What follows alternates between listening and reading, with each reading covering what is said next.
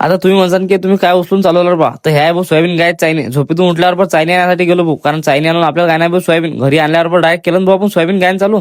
दिवस बी नव्हता निघाला, असं फास्ट काम आहे आपलं, नान निराळा 32 शिराळा काम आहे डायरेक्ट. म्हटलं आता चहा बी घ्या, म्हटलं घेऊन आता सकोनच्या पाहिजे थंडी वाजत नाही म्हटलं आपल्याला. मग त्या पिल्यावर बुराट एनर्जी आणणार बा आपल्याला. मग काय बा 4-5 कट्टे भरले आणि चालू केले, म्हटलं टाकणं रपारप रपारप चायनीचा पाला पाहून टाकू म्हटलं. एवढे कट्टे गायनात भाऊ आपल्याला. तेवढ्यात मानकरचा ॲटोला दारी मानकर म्हणत किंवा चला भरा लवकर नंबर लागते आपला नापेडले. मग कोणत्याही गोष्टीचा विचार न करता डायरेक्ट घेतला कट्ट पाठीवर निघालो बा, रपारप टाकून देऊ म्हटलं. लवकर नंबर लागला आपला. कट्टा आहे भाऊ कडक चांगला 60 किलोचा. बेकार काम आहे, सबागी काम नाही कट्टे उचलणं भाऊ. मग काय तर मानकरच्या ऑटोत कट्टे टाकून मानकर जा धक्का म्हटलं तुम्ही आता टाइम होऊन राहिला. आधीच दुपारी आले म्हटलं तुम्ही, ऑटो निघून गेला. आपल्याला सोयाबीन गाल झाली भाऊ संध्याकाळ, तरी आपलं सोयाबीन गायन चालू होतं भाऊ. कामात कधी सकाळची रात्र झाली तर माहित बी नाही पडलं आपल्याला, कारण कामच तेवढं काळजीनं केलं आपण.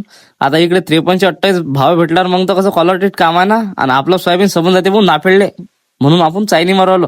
तर आजच्या एवढंच मित्रांनो, भेटू पुढच्या ब्लॉगमध्ये. तोपर्यंत आपल्या आयडीला फॉलो करून घ्या.